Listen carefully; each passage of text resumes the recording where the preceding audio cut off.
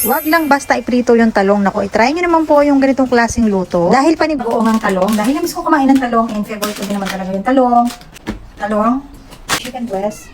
Ito na lang yung bawang, sibuyas. Naghiwa na rin ako dito ng sili dahil gusto ko kapag yung ulam ay may gata ay maanghang talaga.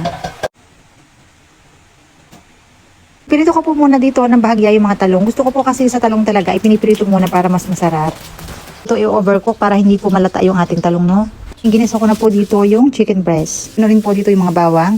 And kapag nangangamoy na po yung bawang, pwede na rin pong isunod dito yung sibuyas, no?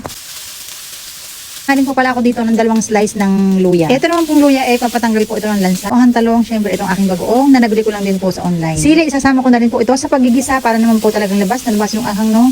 Nga po pala yung aking gagamitin coconut cream. Bali, nabili ko lang din po ito sa supermarket. And 200 ml po ito. Lagay lang din po ako dito ng konting asin dahil po itong bagoong ay medyo maalat na po ito ng konti. Mas okay na po yung medyo matabang ng konti kaysa naman po umalat, no? Ayan, luto na po yung ating ulam kaya naman po wag na natin patagalin dahil masarap po itong kainin habang mainit pa, no? Kuha ko na rin po ng pagkain dyan para sabay-sabay po tayong kakain. Sarap sa kanin.